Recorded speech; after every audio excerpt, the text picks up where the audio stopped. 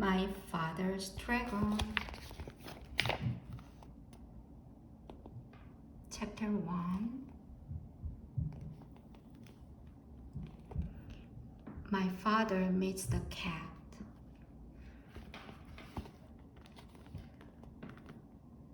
One cold rainy day, when my father was a little boy, he met an old alley cat on his street.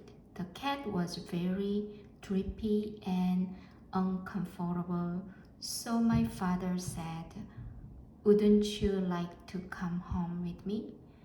This surprised the cat. She had never before met anyone who cared about old alley cats, but she said, "I'd be very much obliged if I could sit by a warm furnace and perhaps have a saucer of milk." "We have a very nice furnace to sit by," said my father, "and I'm sure my mother has an extra saucer of milk." My father and the cat became good friends, but my father's mother was very upset about the cat. She hated cats, particularly ugly old alley cats. "Elmer Elevator," she said to my father, "if you think I'm going to give that cat a saucer of milk, you're very wrong. Once you start feeding stray alley cats, you might as well expect to feed every stray in town." And I am not going to do it. This made my father very sad, and he apologized to the cat because his mother had been so rude. He told the cat to stay anyway, and that somehow he would bring her a saucer of milk each day. My father fed the cat for 3 weeks, but one day his mother found the cat saucer in the cellar, and she was extremely angry. She whipped my father and threw the cat out the door. Oops. But later on, my father sneaked out and found the cat. Together, they went for a walk in the park and tried to think of nice things to talk about. My father said, "When I grow up, I am going to have an airplane. Wouldn't it be wonderful to fly just anywhere you might think of?" "Would you like to fly very, very much?" asked the cat. "I certainly would. I'd do anything if I could fly."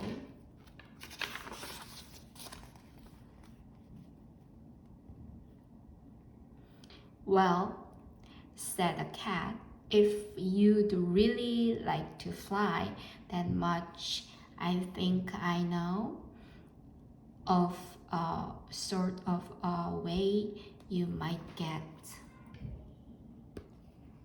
to fly while you are still a little boy." "You mean you know where I could get an airplane?" "Well, not exactly an airplane, but something even better. As you can see, I'm an old cat now, But in my younger days, I was quite a traveler.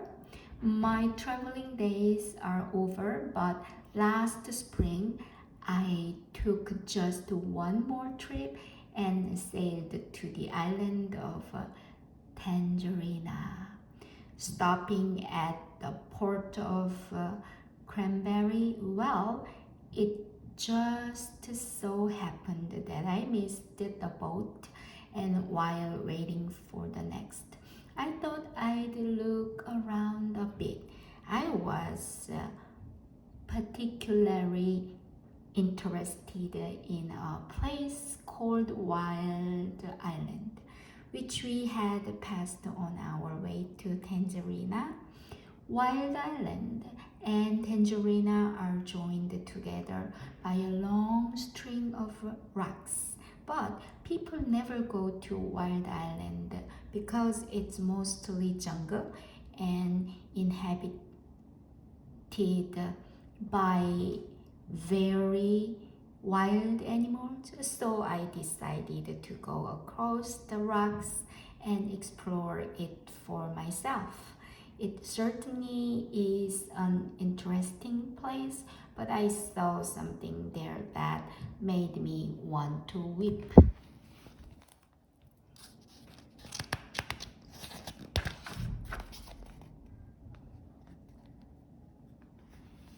Wild Island.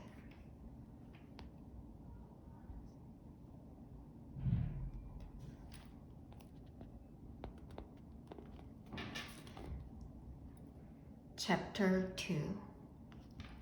My father runs away. Island, Wild Island is practically cut in two by a very wide and muddy river. Continued the cat. This river begins near one end of the island and flows into the ocean at the other. Now the animals there are very lazy, and they used to hate having to go all the way around the beginning of this river to get to the other side of the island.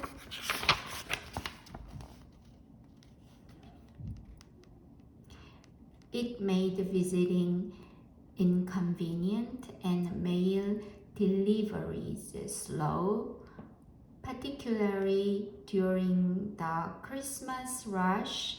Crocodiles could have carried passengers and mail across the river, but crocodiles are very moody and not the least bit dependable and are always looking for something to eat.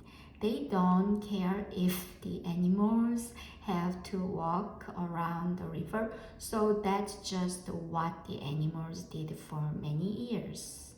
But what does all this have to do with airplanes? Asked my father, who thought the cat was taking an awfully long time to explain. Be patient, Elmer, said the cat, and she went on with the story. One day, about 4 months before I arrived on Wild Island, a baby dragon fell from a low-flying cloud onto the bank of the river. He was too young to fly very well, and besides, he had bruised one wing quite badly, so he couldn't get back to his cloud. The animals found him soon afterwards, and everybody said, "Why, this is just exactly what we've needed all these years." Oh, poor. They tied a big rope around his neck and waited for the wing to get well. this was going to end all their crossing the river troubles. I've never seen a dragon, said my father. Did you see him? How big is he?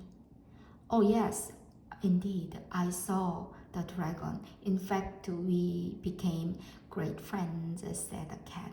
I used to hide in the bushes and talk to him when nobody was around.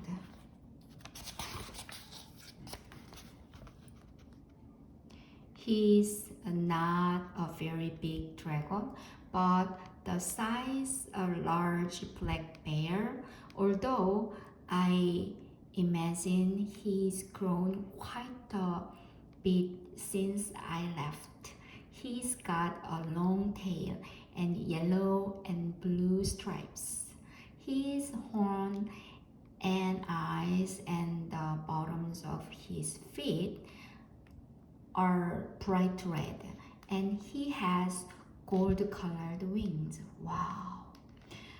Oh, how wonderful, said my father. What did the animals do with him when his wing got well? They started training him to carry passengers, and even though he is just a baby dragon, they work him all day and all night too. Sometimes they make him carry loads that are much too heavy, and if he complains, they twist his wings and beat him. He's always tied to a stake on a rope just long enough to go across the river.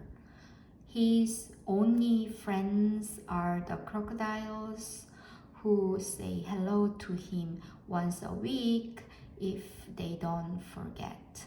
Really, he is the most miserable animal I've ever come across. When I left, I promised I'd try to help him someday, although I couldn't see how. The rope around his neck is about the biggest, toughest rope you can imagine. With so many knots, it would take days to untie them all.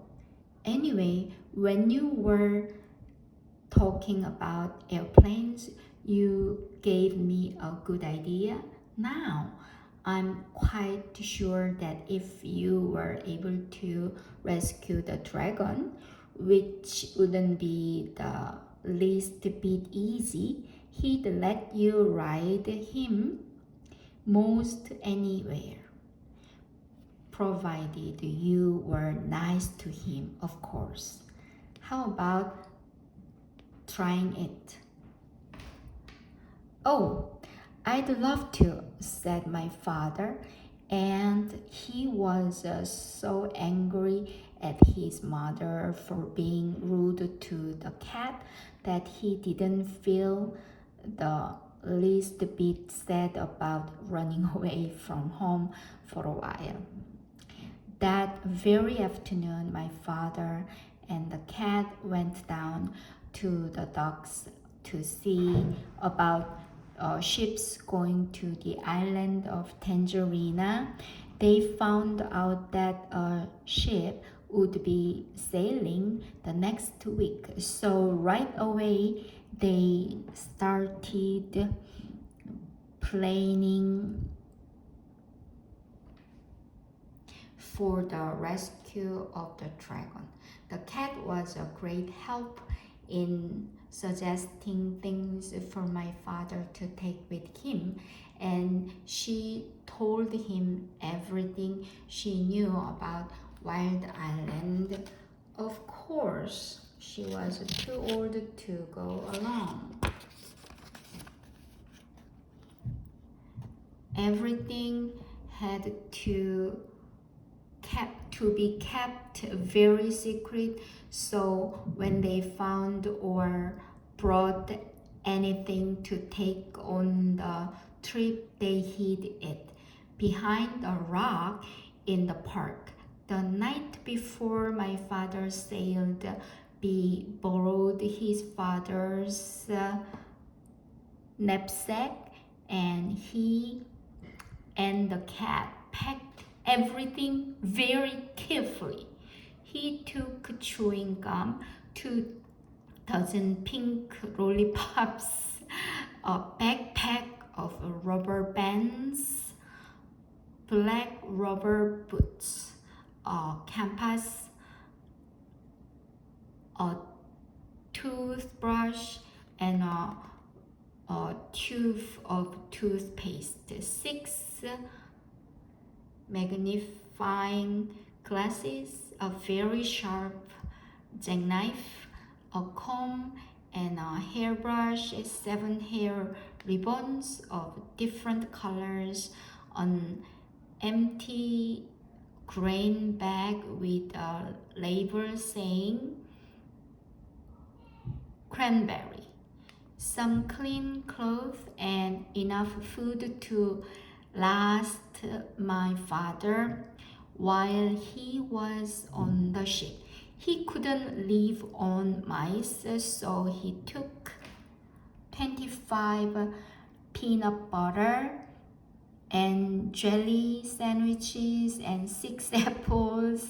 Be careful, that's all the apples he could find in the pantry.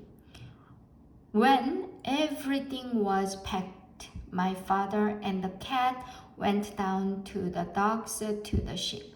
A night watchman was on duty, so while the cat made loud, clear noises to distract his attention, my father ran over the gangplank onto the ship. He went down onto the hold and hid among some bags of wheat. The ship sailed early the next morning. Yay. Meow.